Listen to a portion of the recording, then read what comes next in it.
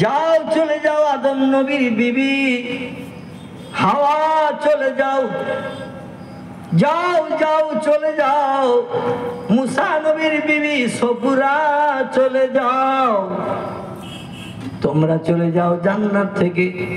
কারণ আমার জান্নাতি নারী তোমরা বনছো আমল কালামের কারণে। যাও, প্যালেস্টাইনের জঙ্গলের ভিতরে আমার একজন বান্দি প্রসব বেদনায় কাতরতা বোধ করছে, ওই বান্দির বাচ্চা প্রসব করে দিয়েছো। জান্নাতি পোশাক পরা, সাদা কাপড়, কি কাপড়? সাদা কাপড়ের পোশাক, মাথায় একটা টোপর, গায়ে শাড়ি সাদা, ওড়না সাদা, এই সাদা পোশাক পরে জান্নাতি নারীরা পয়গম্বর মুহাম্মদ রাসূলুল্লাহর জন্মের সময় মামিনার খেজুরের পাতার বেড়ার ভিতরেও ঢুকেছিল। জোরে বলুন সুবহানাল্লাহ। দুনিয়ার ঐতিহাসিকেরা তাই চিন্তা ভাবনা করে ওরা বলল নার্সের কাজ করবে যারা, সাদা পোশাক পরবে তারা। জোরে বলুন সুবহানাল্লাহ। নার্সের কাজ করবে যারা, হসপিটালের দায়িত্ব পালন করবে যারা, এদের পোশাক হবে সাদা। কারণ বিবাদগ্রস্ত নারীদের উপকার করেছেন যে মালিক, সাদা পোশাক পরা নার্সগুলো পাঠিয়ে দিয়েছিলেন। তারা এসে বললেন ওলা তাহজানা তাখাবিয়াউ, ও বোন ভয় নাই, চিন্তা নাই, আমরা এসে গেছি। মরিয়ম বললেন মা নামতে মায়ের মুখে, তোমরা কারা, তোমাদের পরিচয় কি? এই জঙ্গলে তো আমি একা ছিলাম, তোমরা কারা এসেছো হঠাৎ? বলছে আমরা আল্লাহর জান্নাতি নারী। কেউ বলছেন আমি আদম নবীর বিবি, কেউ বলছেন আমি পয়গম্বর মুসা নবীর বিবি সফুরা, কেউ বলছেন আমি ফিরআউনের স্ত্রী আসিয়া। আমরা এসেছি। বলছে কি জন্যে? বলে তোমাকে সন্তান প্রসব করানো হবে, তাই একটু চোখ বন্ধ করো। মরিয়ম শুধু একটু চোখ বন্ধ করলেন। এমন ট্রেনিং প্রাপ্ত নারীরা জান্নাত থেকে এসেছে, একটু চোখ বন্ধ করেছে, সঙ্গে সঙ্গে জান্নাতে মেয়েরা বলল চোখ খোলো। বলে তাহলে আমার চোখ বন্ধ করার কি দরকার ছিল? বলে ওই যে বন্ধ করেছো আর আলগা করেছো, এই সময়ের ভিতরে আমরা নার্সিং কাজ কমপ্লিট করে ফেলেছি।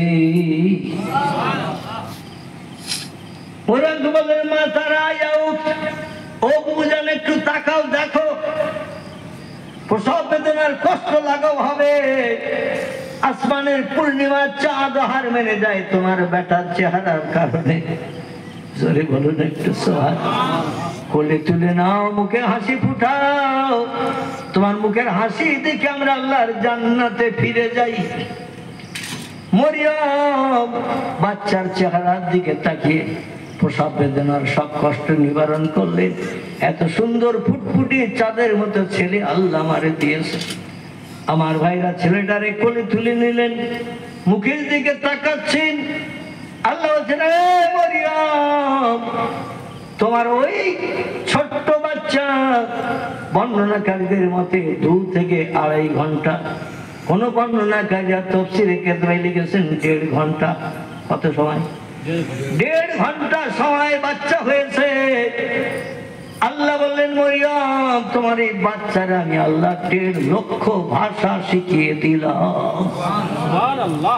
কথা 1.5 লক্ষ ভাষা শিখিয়ে দিলাম। কারণ বিনা পিতার ঔরসে তোমার সন্তান হয়েছে।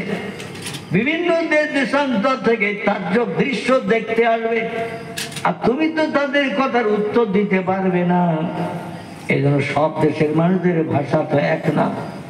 আমি আল্লাহ পাক 1.5 লক্ষ ভাষা তোমার 1.5 ঘন্টার বাচ্চার মগজে ঢুকিয়ে দিলাম। যে দেশের মানুষ যে ভাষায় এসে কথা বলবে তোমার বেটার কাছে, তোমার এই 1.5 ঘন্টার বাচ্চা জবান খুলে তাদের ভাষায় উত্তরটা দিয়ে তাদের কলিজা ঠান্ডা করবে। আর একটু জোরে বলুন। আল্লাহ পারে না? পারে না? আল্লাহ সব পারেন। তুলিজুল লাইলা ফিন-নাহারি অতুলিজুন নাহারা ফিল-লাইল অতুখরিজুল হাইয়া মিনাল মাইয়াতি অতুখরিজুল মাইয়াতা মিনাল হাইয়্যি ওয়াতারযুকু মান তাশাউ বেগৈর হিসাব। জোরে বলুন আল্লাহু আকবার। আল্লাহ বলছেন আমি তোমাদের এমন মালিকের বান্দা, আমি রাতের বেলা দিন করি, দিনের বেলা রাত করি, মরারে আবার জেন্দা করি, জেন্দারে আবার কোন শব্দ বলি মারি। জোরে বলুন সুবহানাল্লাহ। আমি আল্লাহ এমন একজন প্রভু, অনাহারা ব্যক্তির সামনে রিজিক খাদ্য পরিবেশন করি, হয়রান হয়ে তালাশ করে যে বান্দা খাবার পাইনি, আমি আল্লাহ কোন বলি তার সামনে জান্নাতি খাবার পরিবেশন করি। জোরে বলুন সুবহানাল্লাহ। কেমন?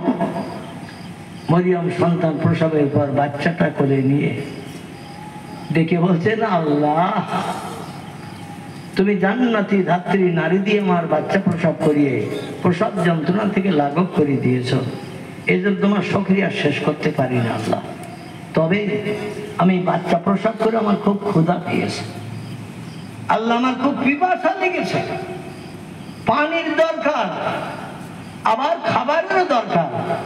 বাচ্চা প্রসব হয়ে গেছে, পেট খালি হয়ে গেছে, এই জন্য আমার এখনই পানির দরকার, খাবারের দরকার।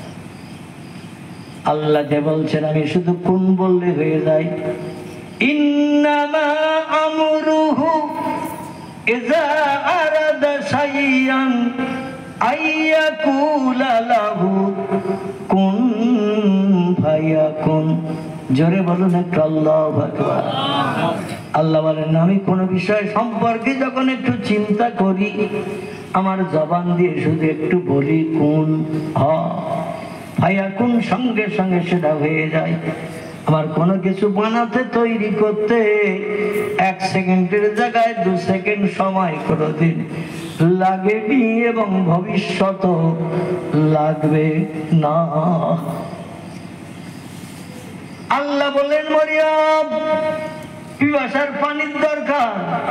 মরিয়ম বলেন না ইয়া রাব্বি, আমার পিপাসার পানির দরকার। কলিজা শুকিয়ে যাচ্ছে বাচ্চা প্রসবের পর, কষ্ট যন্ত্রণা পূর্বে যা হয়েছে তার কারণে আমি পিপাসা। আল্লাহ মরিয়ম বাচ্চা কোলে করে নিয়ে গাছতলায় সিরিয়ার জঙ্গলে যেখানে বসে আছো, ওইখানে তোমার ডান পাটা একটু উঁচু করো, জমিন ছাড়া করো, আর একটু উঁচু করে গোড়ালিটা জমিনে লাগিয়ে দাও। ডান পাটা একটু উঁচু করো, বাচ্চা কোলে করে নিয়ে বসে থাকা অবস্থায় ডান পাটা উঁচু করে জমিন ছাড়া করে ওই গোড়ালিটা জমিনে একটু লাগিয়ে দাও। কাজ তোমার হওয়ার আগে আমি আল্লাহ পানির ব্যবস্থা করে দেব। মরিয়ম বললে শুধু পা তুলে একটু গোড়ালি জমিনে লাগালেই যদি পানি পাওয়া যায়, আচ্ছা আমরা দেরি করবো কেন? সঙ্গে সঙ্গে মাল পাওয়ার জন্য ছটফট করবো কিনা? মরিয়ম ডান পাটা উঁচু করলেন, জমিন ছাড়া করলেন 1/2 ফুটের মতো উঁচু করে, আবার গোড়ালিটা যেই জমিনে লাগালেন, আল্লাহ শুধু বললেন কোন, এ পানি জমিনের তলা থেকে বেরিয়ে যা। জোরে বলুন একটু সুবহানাল্লাহ। কল কল কল কল করে পানি বার হচ্ছে, এই পানি বেরোচ্ছে। আল্লাহ বললেন কুলু আশরাবু, ও বান্দি মরিয়ম যতবার পিপাসা নিবৃত্তির জন্য পানি ধরে পান করো। মরিয়ম বলে আল্লাহ পানি নাই পেলাম, পিপাসা দূর হলো, কিন্তু পেট খালি, বাচ্চা প্রসব হয়ে গেছে, আমার খাবারের দরকার। তুমি কুদরতি মহিমার বলে বিনা স্বামীর ঔরসে আমারে বাচ্চা দিয়েছো, তোমার পাওয়ার ক্ষমতা পৃথিবীর মানুষকে দেখানোর জন্য।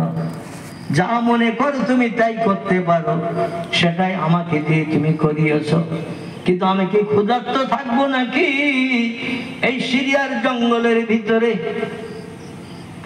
আল্লাহ বলে না না, তুমি ক্ষুধার্ত থাকবে জঙ্গলে সন্তান প্রসব করে, আমি আল্লাহ ওটা পছন্দ করি না। বলতে আমার খাবারের ব্যবস্থা করুন। আল্লাহ বলে মা তারা ইয়া মরিয়ম, ও মরিয়ম সামনের দিকে একটু তাকাও।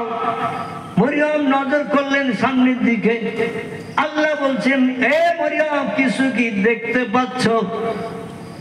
মা তারা তুমি কিছু কি দেখতে পাচ্ছ? মরিয়ম বললেন, না ইয়া রব্বি, আমি দেখতে পাচ্ছি সামনে একটা মরা খেজুর গাছ। কি গাছ? সামনে দেখতে পাচ্ছি একটা মরা খেজুর গাছ, পাতা টাতা সব শুকিয়ে যে নিচের দিকে ঝুলে রয়েছে। গাছটা জিন্দা নয়, কাঁচা নয়, কতদিন আগে মারা গেছে তাও জানি না। ডালপালা পাতাগুলো সব নিচের দিকে ঝুলে রয়েছে, মরা গাছের যেমন থাকে। আল্লাহ বলেন, ইজহাব, ওই গাছের তলায় একটু যাও। মরিয়ম গাছের তলায় যেই গেলেন, যে বলছেন, আল্লাহ আপনার হুকুম তামিলের জন্য আমি গাছতলায় বাচ্চা কোলে করে নিয়ে আসলাম। আল্লাহ বলে, খেজুর গাছের একটা পাতা ধরে একটু নাড়া দে। কি কর? ওই মরা খেজুর গাছের একটা পাতা ধরে নাড়া দে। মরিয়ম আল্লাহর আসমানি ইলহাম শুনে পাতা ধরে একটা নাড়া দিলেন, আর ওই মরা গাছ থেকে ঝুরঝুর ঝুরঝুর করে পাকা খেজুর পুরো তলা পিছিয়ে গেল। নারায়ে তাকবীর। মরিয়ম আল্লাহর নবী না ওলি? ওলি। এটা হলো ওলির কারামাত। সমস্ত খেজুর গুলো সব তলায় ঝুরঝুর করে পড়লো, জেন্দা গাছের মতো। মরিয়ম পাকা খেজুর তুললেন, খেলেন, খাওয়ার পরে একটু স্বস্তি পেলেন। আল্লাহ বলেন, ইজহাব, এবার তুমি চলে যাও তোমার দেশের জমিনে বাইতুল মুকাদ্দাসে। এলা বাইতুল মুকাদ্দাস, আমার এই পবিত্র ইবাদতের ঘর, যেটা দাউদ নবী ভিড় কেটেছিলেন, হযরতে সুলাইমান নবী পূর্ণ কাজ শেষ করেছিলেন। বর্ণনাকারীদের মতে এই বাইতুল মুকাদ্দাসের ভিতরে একসঙ্গে জামাতে নামাজ পড়তে পারে 1,75,000 মানুষ। আপনাদের মসজিদের থেকে মসজিদটা ছোট তো নাকি? হ্যাঁ, আপনাদের মসজিদের থেকে কত বড় মসজিদ! এই বাইতুল মুকাদ্দাস একসঙ্গে জামাতে নামাজ পড়তে পারে 1,75,000 মানুষ। নবীজি যে মসজিদটি নিজ হাতে তৈরি করেছিলেন, এই মসজিদটির নাম হলো মসজিদে নববী। বর্তমানে এই মসজিদে একসঙ্গে নামাজ পড়তে পারে 7,25,000 মানুষ। নারায়ে তাকবীর। মক্কা মুকাররমায় আল্লাহর প্রথম ইবাদতের ঘর, যে ঘরটির নাম হলো কাবা বাইতুল্লাহ শরীফ। এই কাবা ঘরকে কেন্দ্র করে চতুর্দিকে যে মসজিদে হারাম বানানো হয়েছে, হেরেমের মসজিদ, একসঙ্গে জামাতে নামাজ পড়তে পারে 6.5 লক্ষ মানুষ। আমার ভাইরা, হযরতে মরিয়মকে আল্লাহ বললেন, ইজহাব, এ মরিয়ম আর জঙ্গলে থেকে না, চলে যাও লোকালয়। আল্লাহ, লোকালয় গেলে তো এবার পিঠ রক্ষা করা দায় পড়বে। এতদিন পেট মোটা ছিল, তাই কত মানুষ কত রকম মন্তব্য করেছে। আর এখন বাচ্চা কোলে করে নিয়ে গেলেই বলে তো বাচ্চা কার? কারণ আমি তো মিথ্যা বলতে পারবো না, আমি যেই বলবো আমার। বলে, এবার তো স্বামীর নাম বল, কোন ছেলেটা তোর অবৈধভাবে সন্তান জন্ম দিয়েছে তোর পেটে।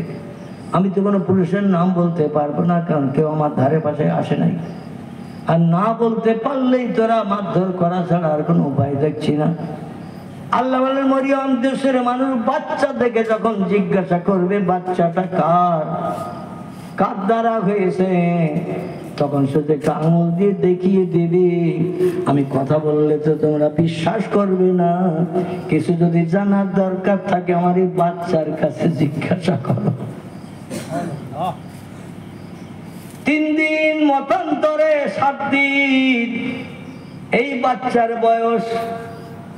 3 দিন মতান্তরে 7 দিন এই বাচ্চার বয়স কোলে করে নিয়ে বাইতুল মুকাদ্দাস, পৃথিবীর সেরা একটি ইবাদতের ঘর, সেখানে যে হাজির হয়েছে লোকজন দৌড়িয়ে সব এক জায়গায় জড়ো হয়েছে। বলছে, এবার বলো বাচ্চার বাপকে, তোমার অবৈধ স্বামীকে।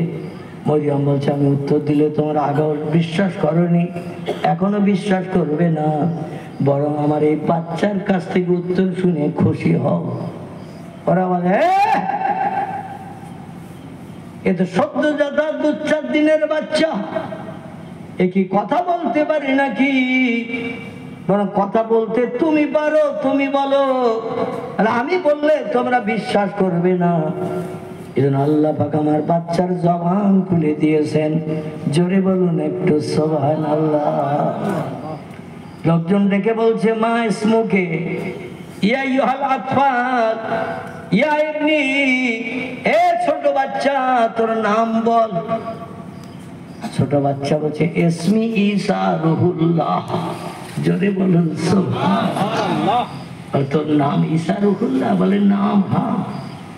বলছে, তাহলে মা ইসমু আবুকে, তোর বাপের নাম বল। ঈসা নবী চুপ করে বসে দিয়েছে। বলে, তোর নামটা জিজ্ঞাসা করলাম, তাড়াতাড়ি বললি, তোর বাপের নাম জিজ্ঞাসা করতে তখন চুপ করে আছিস কেন? বলছে, লাবি, আমার কোনো পিতা বাপ নাই। বলে, মায়েসমুকে উম্মুকে, এ বাচ্চা তোর মায়ের নাম বল। বলে, ইসমি মরিয়ম, আমার মায়ের নাম হলো মরিয়ম। তোর নামটা বললি ভালো, মায়ের নাম বললি ভালো, আর বাপের নাম করতে যে ঘুরে শুনি কেন? বাপের নামটা বল, চিন্তা আমাদের মগজ থেকে দূর হয়ে যাবে। ঈসা বলছেন, আনা রুহুল্লাহ, আমি আল্লাহর তরফ থেকে আল্লাহর হুকুমে তৈরি হয়েছে। কোন পুরুষের সংস্পর্শে আমি আমার মায়ের পেটে জন্ম নিই নাই। জোরে বলুন একটু সুবহানাল্লাহ। বলে, এই উত্তর আমাদের কাছে মনোভূত হলো না। ঈসা নবী বলছেন, মনোভূত যদি না হয়, আমার বাপের নাম নিয়ে তোমাদের সংশয়, তা আমি কি দুটো একটা প্রশ্ন তোমাদের কাছে করতে পারি? বলে, 5-7 দিনের বাচ্চা তুমি আবার প্রশ্ন করবে? উনি বলছেন, নাম ইয়া ইউহান নাস, এ জনসকল, হ্যাঁ তোমরা প্রশ্ন করবে আর আমি উত্তর দেবো। আমি কি প্রশ্ন করতে জানি না? তাহলে করো, কোন বলো তুমি কি বলতে চাইছো? ঈসা নবী বললেন, পৃথিবীতে একজন পুরুষ এসেছিল অতীতকালে, যার নাম ছিল আদম সফিউল্লাহ। তারে কি তোমরা চেনো? সবাই বলছে নাম। হ্যাঁ, উনি হলেন আদি পিতা আদম সফিউল্লাহ। আল্লাহ যারে পৃথিবীর মাটি দিয়ে জান্নাতের ভিতরে বানিয়ে দুনিয়ায় নিক্ষেপ করেছিলেন। জোরে বলুন সুবহানাল্লাহ। দেশের মানুষ, সিরিয়ার মানুষ, প্যালেস্টাইনের মানুষ, বাইতুল মুকাদ্দাসের এরিয়ার মানুষ, গাজা ভূখণ্ডের মানুষ, তোমরা বলো আদম সফিউল্লাহর বাপের নাম কি? যেই উত্তর দেবে সঙ্গে সঙ্গে আমার বাপের নামও বলে দেব ইনশাআল্লাহ। খুব সহজ হয়ে যাবে।